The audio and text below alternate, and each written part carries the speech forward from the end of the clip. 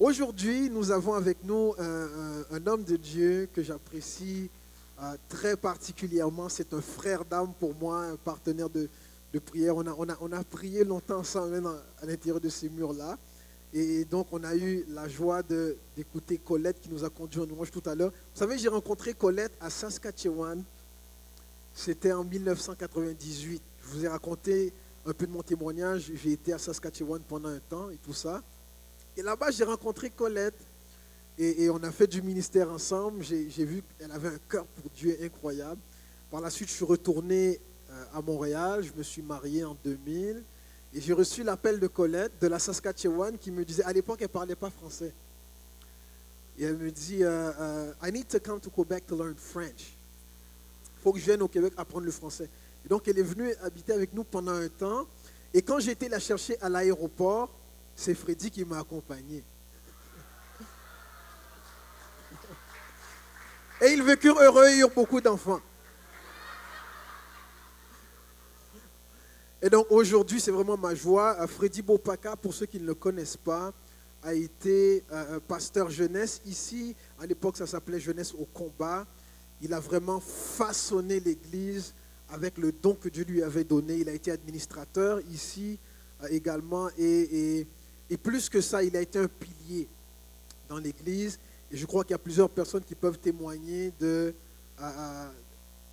comment Freddy a eu un impact sur leur vie. Moi, je suis une de ces personnes-là. Okay?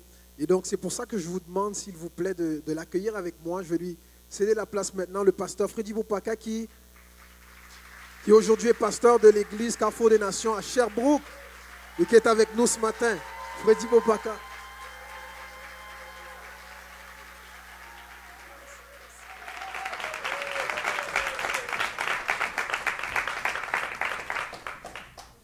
Vous ne pouvez pas savoir l'émotion qui m'habite présentement. Je ne sais pas comment on peut l'exprimer, cette émotion-là. Merci beaucoup, Ismaëlo. Oh, mais ça, c'est des noms quand ils étaient encore tout petits, là. Ismaëlo, alléluia. Je suis extrêmement ému d'être ici ce matin avec vous. Amo, ma femme, je l'appelle Amo. Tu vas prier pour moi que je gère bien les émotions. Alléluia. Waouh! C'est beau de voir ce que Dieu fait ici au 1455 Papineau. Waouh! Dieu fait des choses extraordinaires. Je suis béni de voir beaucoup de visages que j'ai connus quand j'étais ici. Si jamais vous remarquez, parce qu'on m'a fait le commentaire que mon accent a beaucoup changé, je parle beaucoup québécois. Alors, ça, c'est ce que ça fait d'avoir 12 ans à Sherbrooke. Ça change le discours de quelqu'un, ça change l'accent. L'église où on est, c'est une église québécoise et je suis dans ce milieu-là. C'est un honneur pour moi de servir le peuple québécois. C'est là que Dieu nous a envoyés. Alors, je crois que le lieu où foule la plante de notre pied, Dieu nous le donne. Alléluia. Alors, on peut avoir un impact, influencé. Et des fois, c'est en comprenant la culture du milieu où on est qu'on peut avoir un meilleur impact. Alors, voilà. Même moi, quand je retourne en Afrique, je parle avec les gens de chez nous en Afrique qui m'entendent, ils disent « Ton accent est bizarre. » Alléluia. Waouh! Alors, par où commencer? On est béni de revenir dans cet endroit où tout a commencé pour nous. Pour ma femme et moi, ça a commencé ici. Pour moi-même, servir Dieu dans le ministère, c'est ici que j'ai fait mes premiers pas dans le ministère. C'était un temps extraordinaire, beaucoup de souvenirs, beaucoup d'histoires ici. Je me rappelle mon tout premier ministère. Quand je suis arrivé de l'Afrique, je suis venu ici et la façon que je trouvais cette église, j'arrivais de la Côte d'Ivoire. Quand je suis arrivé ici, j'avais passé plusieurs mois en Côte d'Ivoire.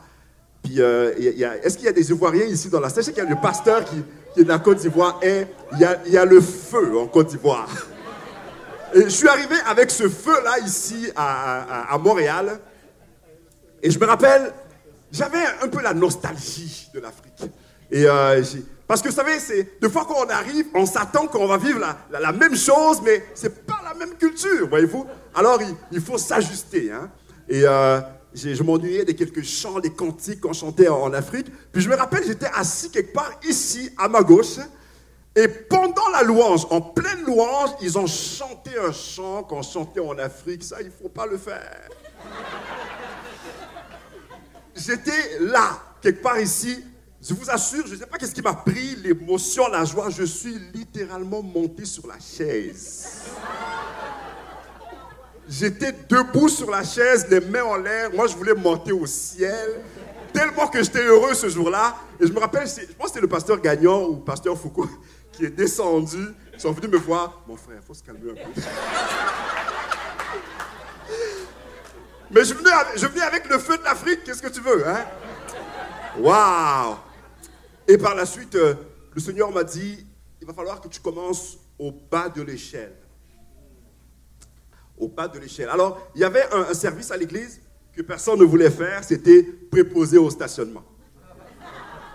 Alors, là, j'ai dit, ah, Seigneur, bon, d'accord, je vais commencer par là. Alors, j'ai accepté, je relevais le défi responsable du stationnement. Ce qui arrivait, c'est qu'il fallait arriver à l'avance, puis préparer l'endroit. Quand les voitures arrivaient, ben, on les guidait pour qu'ils soient bien stationnés. On n'avait pas beaucoup de stationnement à l'époque. C'est par la suite que, par la grâce de Dieu, je suis allé voir TVA, pas loin ici, et j'ai négocié avec eux les stationnements en face ici. Est-ce qu'on les a toujours, les stationnements? Oui, hein? Voilà. J'ai négocié avec eux.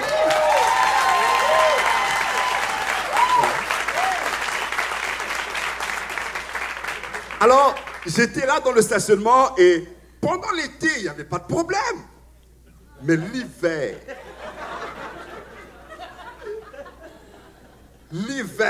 moins 20 degrés. Et pour un Africain qui vient d'arriver de l'Afrique, là, ouf! Fait que là, j'étais à l'extérieur, je suis allé m'acheter une tuque. Okay. Là, j'étais là, j'attendais que les autos arrivent, puis là, j'ai aidé à les garer. Puis là, j'ai fait ça pendant longtemps. À un moment donné, au bout d'un certain temps, le pasteur Gagnon était au micro un dimanche, puis il parlait justement de l'implication, le service à l'église. Puis il a dit, prenez exemple sur Freddy qui est là, qui est fidèle au stationnement. Puis moi, j'étais assis là, j'avais le goût de disparaître. C'est là que Dieu a commencé à m'élever. Et le pasteur dit, prenez exemple sur lui. Waouh! Fait qu'à ce moment-là, j'ai compris que le temps commençait. Des fois, ça peut prendre un certain temps, mais il faut être fidèle dans les petites choses, voyez-vous. Dieu vous a confié un petit service. Faites-le de tout votre cœur. Voyez-vous, soyez fidèles. Et Dieu sait ce qu'il fait. Des fois, c'est un temps de formation. Et le Seigneur va voir, est-ce que tu vas être fidèle dans les petites choses? Alors, à ce moment-là, ça avait commencé. Par la suite, il y avait la chorale, à l'époque, la chorale Oméga, à l'église avec Pierrot. Je suis rentré dans la chorale et on m'a nommé responsable de la prière. Donc, ça a commencé comme ça. Par la suite, la jeunesse, puis le pasteur de jeunesse qui était Richard Saint-Jean à l'époque, à un moment donné, il m'a parlé, il m'a dit, bon, je sens que notre temps est fini, puis je te verrai, toi, prendre la relève. Wow! Donc, ça a démarré comme ça, puis j'ai commencé avec la jeunesse et à l'époque, on me payait $50 par semaine. Pour moi, c'était beaucoup à l'époque, puis c'était $200 par mois. Et ensuite, Dieu a vraiment fait une œuvre incroyable. On a gardé beaucoup de souvenirs de ce que Dieu a fait ici, à l'église. On a eu des temps extraordinaires. Ça a été merveilleux. Et puis, voilà. Donc, c'est comme ça que ça s'est passé dans l'humilité. Savez-vous qu'un des caractères de Christ, c'est l'humilité? L'humilité. Si vous avez des difficultés avec l'humilité, s'il vous plaît, commencez à prier Dieu parce que ça prend de l'humilité. Quelqu'un disait que l'humilité, c'est tout simplement d'accepter ce que Dieu dit de toi. Juste de l'accepter. Tu ne discutes pas. Seigneur, tu as dit telle chose, je l'accepte. Et je marche là-dedans. L'humilité. Waouh! Alors je veux saluer tout le monde. Je vous salue tous au nom de Jésus. Je vous bénis. J'essaie de chercher toujours par où je commence là, pour commencer mon message.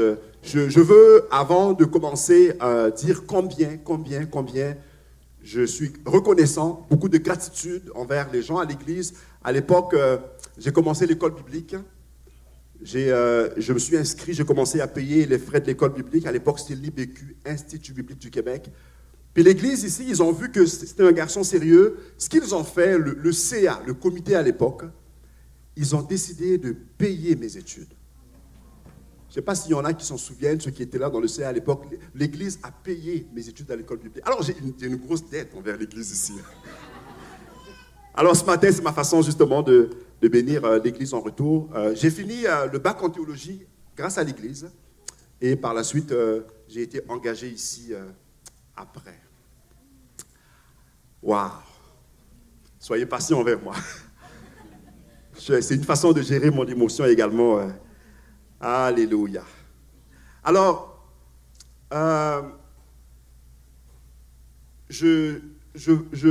de commencer, je vais aussi présenter mes deux princesses. Je suis venu avec mes deux filles, la princesse Jessica et la princesse Olivia, qui vont se lever. Voilà. Alors, voici mes deux princesses. Si vous voyez qu'elles sont belles, c'est à cause de ma femme, ok? Alléluia. Alors, lorsque nous avons déménagé à Sherbrooke en 2006, je me rappelle, c'était à l'automne 2006, ma fille Olivia venait de naître. On est parti à Sherbrooke et là, on a ouvert un centre de réinsertion sociale avec mon épouse. On l'a appelé le Carrefour de l'Espoir. C'était un centre qui avait, c'est-tu 11 ou 12 lits? 13 lits. On avait 13 lits, on hébergeait 13 personnes sur des périodes de 3 mois et plus. Le plus long qu'on a hébergé, c'était 1 an. C'était un programme de réinsertion des personnes qui avaient des dépendances, soit à l'alcool, aux drogues, il y avait même le jeu pathologique également. On les a aidés avec la formation que j'ai eue. J'ai étudié à l'Université de Sherbrooke, en psychothérapie pastorale. Le programme est fermé aujourd'hui, le counseling pastoral.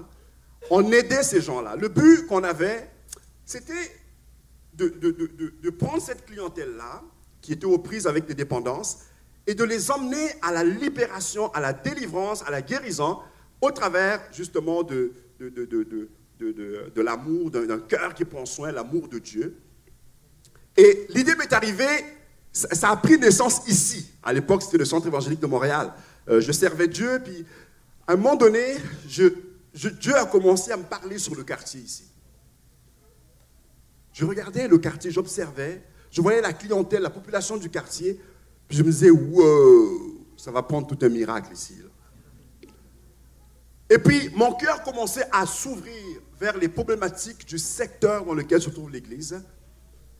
Et comme mon cœur commençait à s'ouvrir, je commençais à être sensible aux besoins. Et je vous assure que je n'ai pas poussé après. Mon bureau était de l'autre côté, au départ, au sous-sol. Ça sonnait à la porte de l'église. Des fois, j'étais seul à l'église ici, puis ça sonnait. Et c'était les gens du quartier qui commençaient à venir.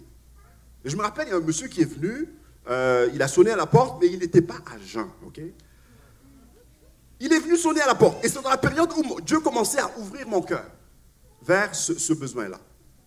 La personne est venue, puis avec beaucoup de problèmes et tout ça. Puis là, j'ai assis la personne dans mon bureau, on parlait. Et je voulais comprendre qu'est-ce qui se passe avec le quartier dans lequel on est. Comment être utile à ce quartier-là. Comment faire une percée, comment emmener le royaume de Dieu dans ce quartier. Alors, je commençais à les écouter puis les entendre. Puis j'ai découvert que, savez-vous c'est quoi j'ai découvert? J'ai découvert que je n'étais pas équipé. J'ai découvert qu'avec ma culture d'église, je n'étais pas équipé pour l'extérieur. Parce que j'étais trop église, 4 murs. Là dehors, c'est une autre réalité, les amis. Et le Seigneur m'a juste fait brosser un peu le portrait pour me dire, regarde, tu n'es pas équipé. Tu veux le quartier, mais tu n'es pas équipé. Là, je me suis dit, ok d'abord. Fait que là, je vais aller m'équiper. C'est comme ça que j'ai pris des informations pour aller étudier en psychothérapie pastorale, counseling pastoral, afin justement de pouvoir aider les gens qui ont des problématiques. Et j'en ai eu une couple comme ça qui sont venus, et je priais avec eux, puis je voyais que, voilà, donc j'avais besoin des outils. Et on est parti de même. On a ouvert le centre là-bas à Sherbrooke, et avec cette même clientèle-là. On les a accueillis, on a commencé à les aider avec la formation que j'avais. Et je vous assure, on a dirigé la ressource pendant 10 ans à Sherbrooke. 24 heures sur 24. Nuit et jour, ça roulait 24 heures. Matin, midi, soir. On avait du personnel, puis je faisais de l'intervention auprès des personnes qui avaient besoin. Et nous avons, pendant 10 ans, nous avons littéralement côtoyé la souffrance humaine. Non, mais vous ne comprenez pas, non? Nous avons littéralement côtoyé la détresse humaine, live. Live. C'est là que j'ai compris à quel point l'ennemi veut détruire les gens. Vraiment, là.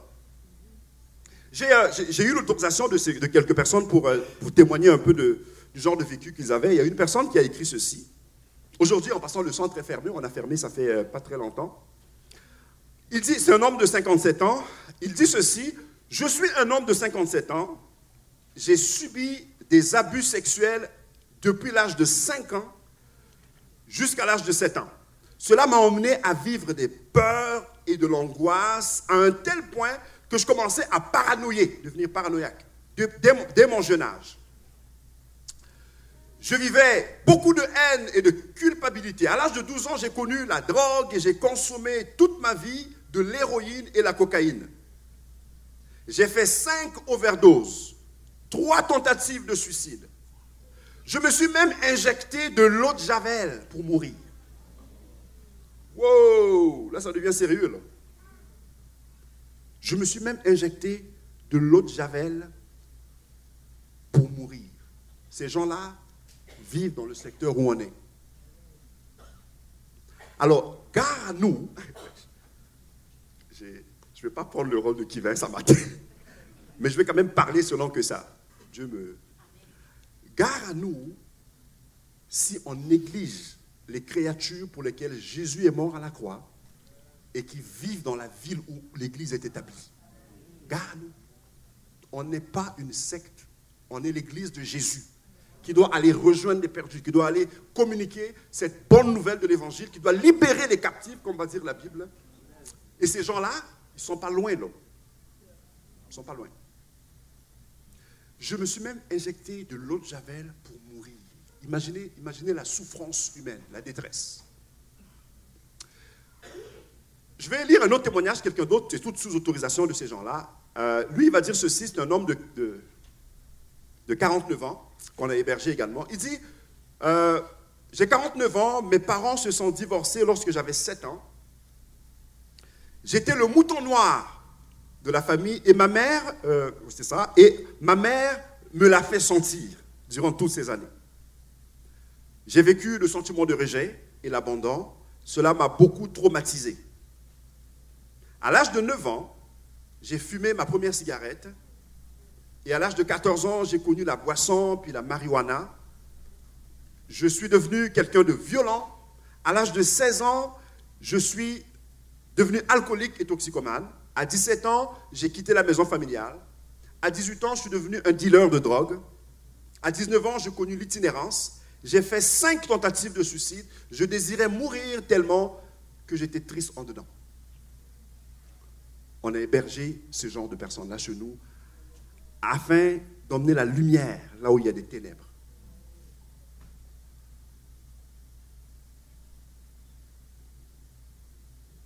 Je crois que la réalité est la même ici à Montréal, surtout dans le défi de notre église ici au 1455, c'est comment rejoindre la communauté. Avec l'onction que Dieu a mis ici, c'est certain, l'onction est là, moi j'ai aucun doute là-dessus, mais comment rejoindre ce quartier, les gens qui se meurent? Ça va être le défi, je pense, pour les prochaines années. Alors, ce matin, j'aimerais vous dire que c'est ça. Avec tout ce qu'on a fait comme travail, j'ai découvert quelque chose. C'est que, oui, il y a des gens qui souffrent à l'extérieur, mais c'est là que je vais commencer mon message, justement. J'ai découvert qu'on a à peu près le même scénario à l'intérieur de l'Église aussi. Des gens qui ont vécu des choses, des blessures, qui deviennent des blocages pour leur cheminement avec Dieu. Combien ici dans l'Église, vous avez déjà été blessé par quelqu'un?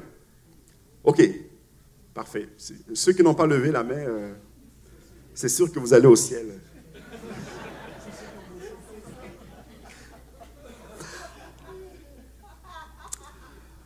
Alors, voyez-vous, là, je fais maintenant un lien avec l'Église, puis le message que je vais emmener, c'est que j'ai découvert que dans l'Église, parce que avoir eu la formation que j'ai rencontré beaucoup de chrétiens, de notre Église et même d'ailleurs, j'ai remarqué que les chrétiens aussi sont pris avec des blocages intérieurs, avec des problématiques, avec des blessures. Mais des chrétiens qui aiment Dieu de tout leur cœur, des chrétiens qui veulent servir le Seigneur, des chrétiens qui veulent avancer, mais qui ont des blocages, qui sont pris, qui sont pognés avec des choses, qui sont pognés avec parfois même des traumatismes de l'enfance aussi. La Bible dit que quand on vient à Christ, on est une nouvelle créature, c'est vrai? Amen. On est une nouvelle créature dans l'esprit, mais nos pensées ont besoin d'être transformées. Des fois, il y a des choses qu'on a vécues qui nous bloquent, et l'ennemi s'en sert justement pour nous ralentir dans notre course chrétienne. Des fois, ça peut se manifester par la gêne. Tu sais, on est gêné, tu comprends? Ça peut se manifester par la timidité.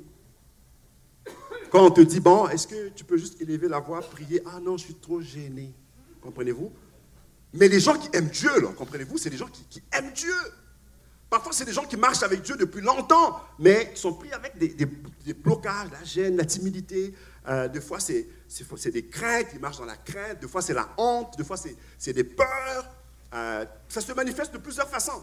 Des fois, c'est une mauvaise image de nous-mêmes. Beaucoup de façons que ça peut se manifester. L'anxiété, pour certains, c'est des crises de colère.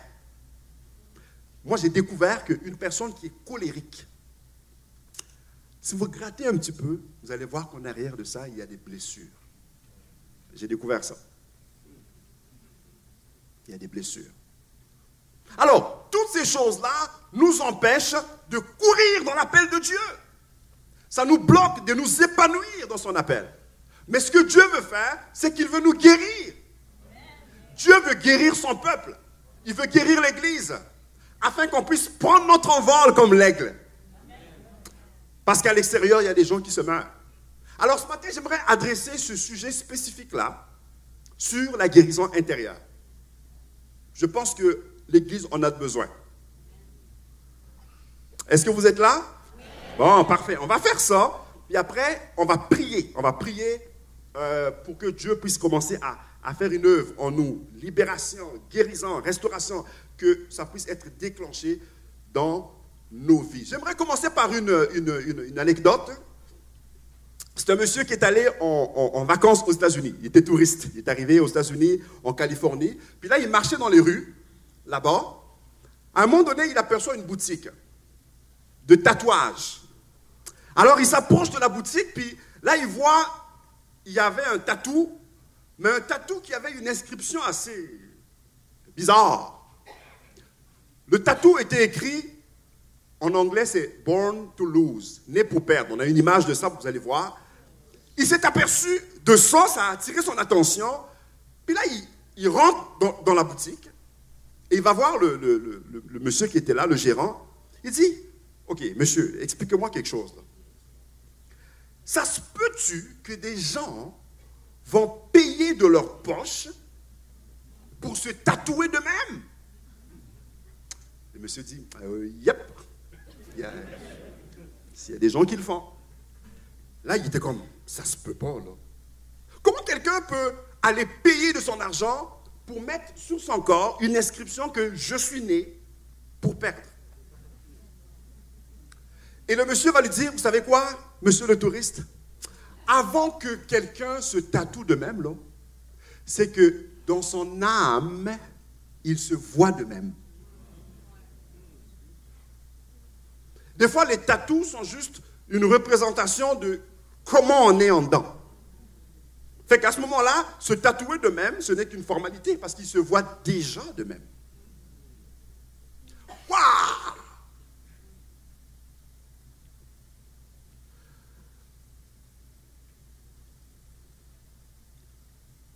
J'ai trouvé une autre photo, un autre exemple un peu similaire. C'est la photo de ce jeune homme qui est allé écrire sur sa face un mot que bon, je vais quand même le dire, le mot stupide. On va voir la photo. Il a écrit sur sa face. Et ici, c'est le même scénario. Avant qu'il écrive ça sur sa face, c'est parce qu'en dedans de lui, il se voit de même. Il se voit de même. Et lorsque vous allez gratter un petit peu à l'arrière de ça, ce que vous allez voir, c'est qu'il y a des blessures. Il y a des blessures en arrière de ça. Alors, je ne sais pas quelle est l'image que tu as de toi aujourd'hui. Comment est-ce que tu te perçois? Comment est-ce que tu te vois? Et si ton image de toi n'est pas conforme à ce que Dieu dit, il se pourrait qu'à quelque part, en arrière de ça, qu'il y ait des blessures. Il se pourrait. Mais la bonne nouvelle, c'est que Dieu veut nous guérir. Yes! Et il est puissant pour le faire. Il est capable de le faire, croyez-moi. Il est capable de le faire. Il y a une citation qui va dire ceci.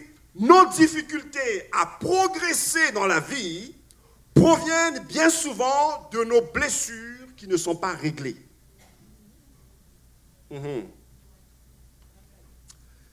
Les blocages que nous avons, les problèmes, les difficultés à courir, à progresser dans la vie proviennent bien souvent des choses en dedans qui ne sont pas réglées, des blocages. Ce n'est pas que l'onction n'est pas là. L'onction est là, oui. C'est que des fois, on est pogné avec des choses. On est pogné, qui doivent être dénouées afin que ça puisse couler librement. Alors, j'aimerais voir avec vous quelques bases bibliques là-dessus rapidement. On peut voir 3 Jean chapitre 1, le verset 2. Le Seigneur va dire ceci, je souhaite que tu te portes bien. Alléluia. Regarde ton voisin, dis-lui, je souhaite que tu te portes bien. Alors, je souhaite que tu te portes bien sous tous les rapports et que ton corps soit en aussi bonne santé que ton âme. Alors, on voit ici le désir de Dieu, le désir que notre âme soit bien, que notre âme aille bien. C'est important pour nous, l'état de notre âme. C'est important pour Dieu, l'état de notre âme. Dieu souhaite que tu te portes bien. Je peux prendre un autre verset, Luc 4, 18, un verset très populaire qu'on connaît bien, c'est Jésus, à ce moment-là, au début de son ministère, Luc 4, 18, ça va dire ceci, « L'Esprit du Seigneur est sur moi, parce qu'il m'a oint pour guérir. » Mais guérir ceux qui ont le cœur brisé. Alors, si vous avez le cœur brisé, vous comprenez ce que Dieu veut faire avec vous. Il veut guérir ton cœur. Il veut guérir ton cœur. Il veut guérir ton cœur. Je pourrais mentionner Psaume chapitre 47 au verset 3. Ça dit ceci, il guérit ceux qui ont le cœur brisé. Et il soigne leurs blessures. Jésus le fait. Alors on voit ici encore ce désir de Dieu de vouloir prendre soin de notre cœur. On peut lire aussi Psaume 34, le verset 18. Ça dit ceci, l'Éternel est près de ceux qui ont le cœur brisé. Et il sauve ceux qui ont l'esprit dans l'abattement. Croyez-vous qu'il y en a dans l'église? Mais non, comprenez bien, il y a ça, mais en même temps, l'onction est là. L'onction est là. Comprenez-vous? Mais ce qu'on veut, on veut que l'onction vienne briser le joug, on veut que l'onction vienne guérir nos cœurs afin qu'on soit libre de le servir. Ézéchiel 34, le verset 16. Le mouton perdu, j'irai le chercher, va dire le Seigneur. Celui qui s'est éloigné, je le ramènerai. Celui qui a une patte cassée, je vais le soigner, je le soignerai. Ta patte est-tu cassée? Le Seigneur veut soigner. Il veut te soigner. Je soignerai la brebis qui est blessée, va dire le Seigneur. Et croyez-moi, les blessures dans nos vies, il y en a de toutes sortes. J'ai rencontré quelqu'un qui est venu me voir, puis il avait des problèmes, ça n'allait pas bien, il avait des idées noires, puis il voulait s'enlever la vie, tout ça. Puis là, je parlais avec lui, je lui ai dit, mais qu'est-ce qui s'est passé? Pourquoi est-ce que tu es de même? Il me dit, tout a commencé comme ma mère m'a dit que j'étais un enfant indésiré. Tout a commencé là. Comme ma mère m'a dit qu'elle ne voulait pas de moi et que je suis venu par accident, puis ça ne faisait pas son affaire. Fait que je l'ai senti toute mon enfance, qu'on dirait que je n'avais pas ma place dans la famille. Puis, mais ça emmène des blessures. Ça emmène des blessures. Et on a besoin que Dieu vienne guérir ces blessures-là. Alors, je vais regarder avec vous rapidement les différentes sortes de blessures. Il y a des spécialistes en sciences humaines qui ont catégorisé les blessures en 5 catégories. Premièrement, on parle de la blessure du rejet. Dans la blessure du rejet, eh bien, la personne blessée a tendance à s'isoler, parce qu'on se sent rejeté, tendance à s'isoler, il s'éloigne des gens, il a peur de déranger les autres, il va tout faire pour s'organiser tout seul, je vais faire mes affaires tout seul, pas besoin de l'aide de personne. Eh bien, l'individu a de la difficulté à parler en public, il se sent comme, il se sous-estime, il a tendance à refouler en dedans de lui au lieu d'exprimer. Quelqu'un a dit, ce que tu n'exprimes pas s'imprime. Alors, cette personne-là est enclin à l'anxiété, l'angoisse, puis la panique. Il y a là des symptômes de la blessure du rejet. Une autre catégorie, c'est la blessure de l'injustice. Dans la blessure de l'injustice, eh bien, l'individu a tendance à se couper de ses émotions. Il devient perfectionniste, il est envieux, il aime bien paraître, le look. Il refuse d'avoir de l'aide lui aussi. Il a toujours besoin d'avoir raison. C'est moi qui ai raison, comprenez-vous? Et ce que ça fait, c'est que ça repousse les gens de lui, là. Les amis ne veulent pas être avec la personne. Eh bien, la personne se justifie encore et encore. Il est dur avec lui-même et avec les autres et il étouffe la joie. Alors, ça fait partie des symptômes de ce qu'on appelle la blessure de l'injustice. Ça, c'est 2. Troisièmement, la blessure de l'humiliation. On va dire que ça, c'est des spécialistes qui parlent. Ils disent que l'individu a tendance à être masochiste. Il n'écoute pas suffisamment ses propres besoins. Il s'oublie lui-même et il souffre pour les autres, il se manque de respect, il n'écoute pas assez son corps et ses goûts, eh bien, il se voit comme le sauveur du monde, mais à la longue, il finit par se brûler, s'épuiser. Quelques symptômes de la blessure de l'humiliation. La blessure de l'abandon par la suite, 4e. Eh bien, dans la blessure de l'abandon, eh bien, la personne a tendance à être dépendant affectif. Il a besoin d'attention de façon importante, il se sent victime, pourquoi moi, pourquoi, toujours dans la victimisation. Eh bien, les autres sont responsables de mon bonheur. Tu ne prends pas responsabilité, tu condamnes tout le monde autour de toi, les autres sont les coupables, les autres sont responsables de mon bonheur. L'individu se sent facilement seul, triste, il a peur d'être abandonné, il a peur de la solitude, l'angoisse est là, et juste à l'idée d'être seul, il se sent angoissé et il a peur de s'affirmer. La 5e catégorie que les spécialistes parlent, c'est la blessure de la trahison. L'individu, il se sent contrôlant, difficulté à déléguer, il manipule pour arriver à ses fins. Il a des attentes élevées envers les autres. Il parle fort, il s'impose. Mais c'est pas Freddy Bopaka, là. Il parle fort, ouais, c'est ça. Il parle fort, il s'impose, il impose son point de vue. Il manque de délicatesse en termes de communication. Il contrôle pour ne pas être trahi. Tu sais, il contrôle. Il est susceptible, autoritaire, impatient. Il se sent supérieur aux autres. Mon point est le suivant, mes amis. Si vous savez que Dieu vous appelle au ministère, vous voulez aller loin avec Dieu, vous voulez marcher avec lui, prenez le temps de guérir. Parce qu'on a tellement vu des gens qui ont eu l'onction, qui ont eu des grands ministères, parce qu'il y avait des choses non réglées, des blessures non réglées, ça a fini mal après. Parce qu'il y avait des choses non réglées en dedans. Alors, prenez le temps de guérir. Et Dieu veut guérir. Voilà ce qui est la bonne nouvelle. Dieu veut nous guérir en dedans. Et je vous répète cette citation que j'ai lue au début. Nos difficultés à progresser dans la vie proviennent souvent des blessures non réglées. Maintenant, comment Dieu opère-t-il la guérison dans nos cœurs? C'est bon de savoir le comment. Je me rappelle d'une histoire. Ça s'est passé, quelqu'un qui était ici à Montréal. Actuellement, la personne a déménagé, est allée en Europe. C'est quelqu'un qui voulait partir en mission, faire un voyage missionnaire en Haïti. Alors, ils se sont organisés, un groupe de quelques personnes, sont partis en Haïti. Puis, rendu là-bas, pour visiter l'endroit, il a loué une moto. Il fait beau, avec une moto, c'est génial. Fait que là, il visitait l'endroit. Je ne sais pas si c'était c'est déjà quoi la capitale? À Port-au-Prince, ça se peut. Là, il visitait l'endroit, puis à un moment donné, par un geste d'inattention, il a fait un accident. Il est tombé avec la moto. Puis là, il a glissé sur l'asphalte avec la moto. Mais son bras gauche s'est appuyé sur l'asphalte. Puis là, ce que ça a donné, c'est que quelques morceaux de roche sont rentrés sur sa paume de main et sur le bras. Voyez-vous, dans le geste de se protéger. Puis ça fait mal.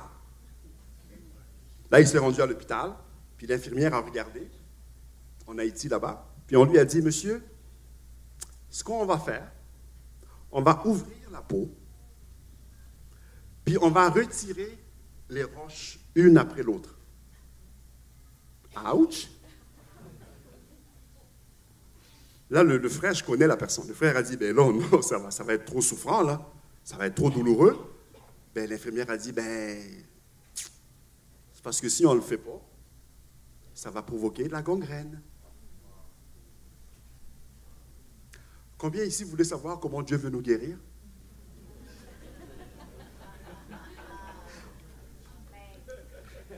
C'est qu'il y a des événements qu'on a vécus, qu'on a comme enterrés. Voyez-vous? Comme ça ne paraîtra pas. De toutes les façons, le temps va régler les choses.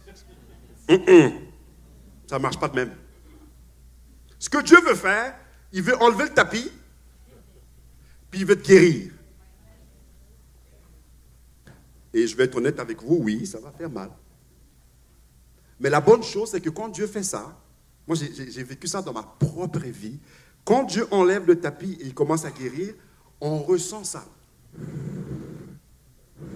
Il souffle dessus pour atténuer la douleur. Il te guérit, puis il fait... Il souffle dessus et tu sens moins mal.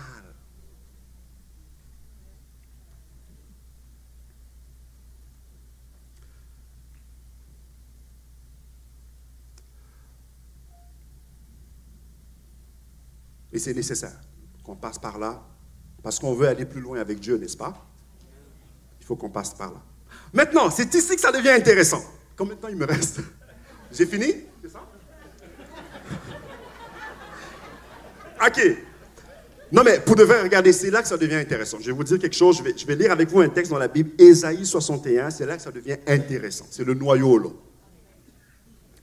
Parce qu'on a compris qu'on porte des blessures, que ce soit dans le monde ou dans l'Église. On a compris qu'on porte des blessures. On a compris qu'on a besoin d'être guéri pour courir plus loin, aller plus loin, être épanoui dans l'appel. Et on a compris qu'on a besoin de lever le tapis afin d'être guéri au lieu de cacher les affaires. On veut cacher les choses, mais ça ne marche pas de même. Parce que lorsqu'on les cache, l'ennemi a pouvoir sur ça. Alors on veut laisser Dieu enlever le tapis et nous guérir. On a compris ça. Maintenant, on arrive à l'autre étape. Lisez avec moi Ésaïe 61. Là c'est intéressant. Le verset 4. Waouh! Ça dit ceci, ils rebâtiront sur d'anciennes ruines, ils relèveront d'antiques décombres, ils renouvelleront des villes ravagées depuis longtemps. Oh, permettez-moi de le relire encore une fois. Ils rebâtiront sur d'anciennes ruines, ils relèveront d'antiques décombres, ils renouvelleront des villes ravagées depuis longtemps. Dans d'autres versions, si vous lisez le même texte dans la parole de vie, ça va dire ceci, ils relèveront les murs écroulés d'autrefois. Ils reconstruiront des maisons détruites depuis longtemps, ils redresseront des villes démolies, ce qui est resté en ruine pendant plusieurs générations. Dans la version de Sommer, ça veut dire ils rebâtiront les ruines d'autrefois et ils relèveront ce qui a été dévasté il y a bien longtemps. Oui, ils restaureront des villes ravagées, les habitats détruits depuis bien des générations. À 3 reprises dans ce texte, j'aimerais attirer votre attention sur le sujet du verbe. On parle de il. À 3 reprises, le mot il est représenté dans ce verset ici. Le sujet du verbe, ils rebâtiront, ils reconstruiront. Mais il, là, c'est qui ça? Il. Non, mais c'est il au pluriel.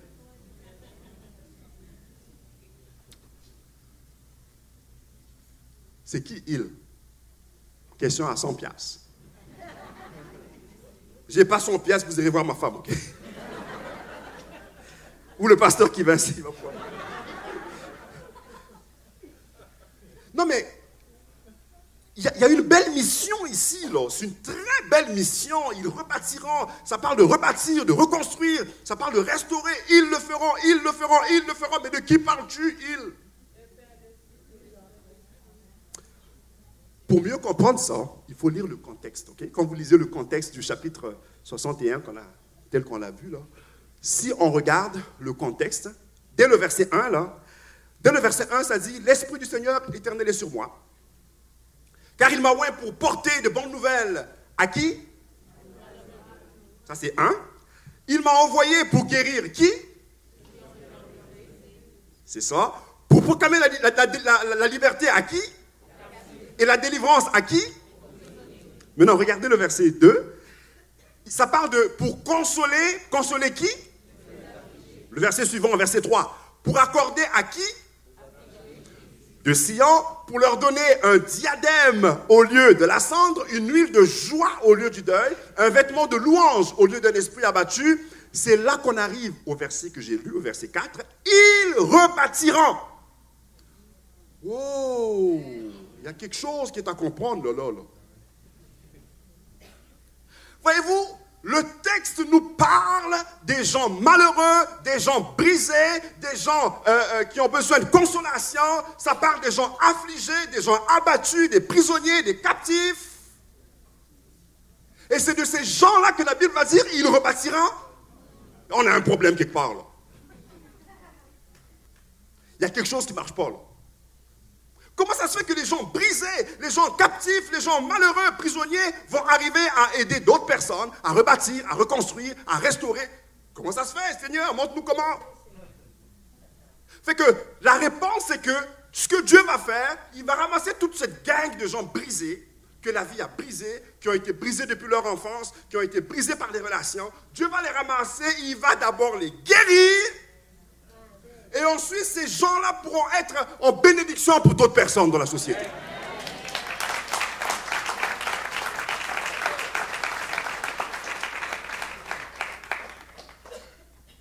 Alors, voyez-vous, le Seigneur veut te guérir pour une raison. Il y a une dame, je termine, pasteur Kivens. Il y a une dame qui s'appelle Joyce Meyer. Combien de vous connaissez Joyce Meyer? Joyce Meyer, c'est une prédicatrice internationale aujourd'hui qui touche des milliers de personnes à toutes les semaines. Connaissez-vous le témoignage de cette dame-là? Elle est passée par des choses incroyables. C'est de l'horreur ce qu'elle a vécu, cette femme-là. Dans sa propre famille, ce qu'elle a vécu. Son papa qui n'a pas été fin avec elle.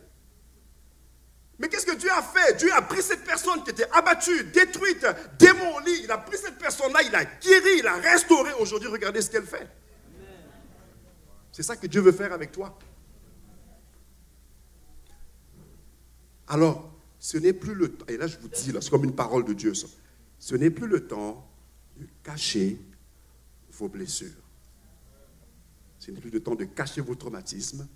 Je sais que dans certaines familles, il y a toute la notion du tabou. Ah, il ne faut pas en parler.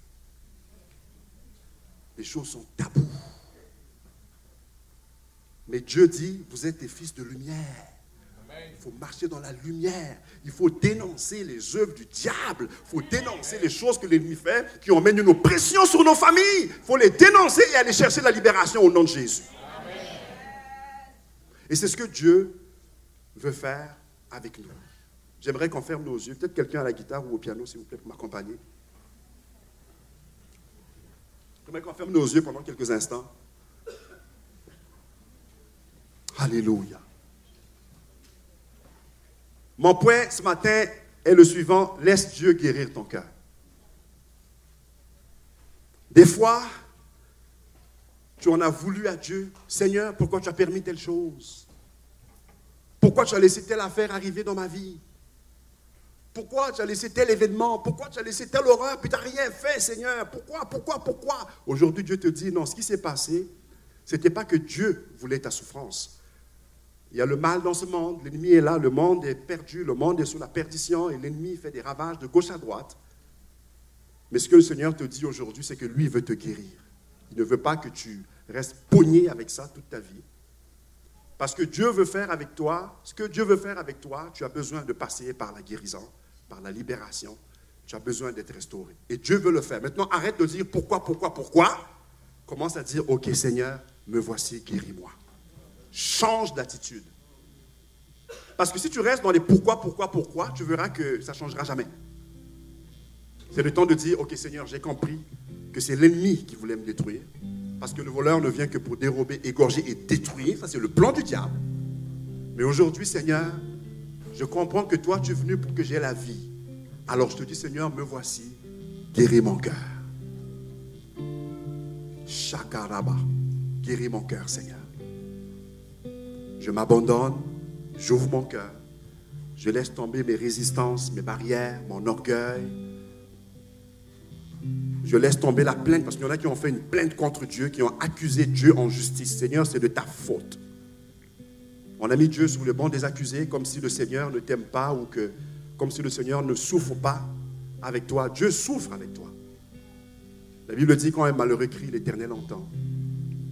Il y a des gens ici, 7 semaines même, 7 semaines, vous avez demandé à Dieu, Seigneur, fais quelque chose, je ne suis plus capable. 7 semaines, je ressens cette parole dans mon cœur. Tu as dit à Dieu, fais quelque chose, je ne suis plus capable. Eh bien, voici ta réponse ce matin. Et ce qu'on va faire présentement, s'il vous plaît, ce n'est pas un show, ce n'est pas un spectacle. Tu vas juste quitter ta place, t'avancer ici en avant, on va t'imposer la main. Ce n'est pas du tout un spectacle. Pour certains, c'est une question de vie ou de mort. Je t'invite à t'avancer ici en avant pour dire, Seigneur, je viens guérir mon cœur. Je viens, Seigneur.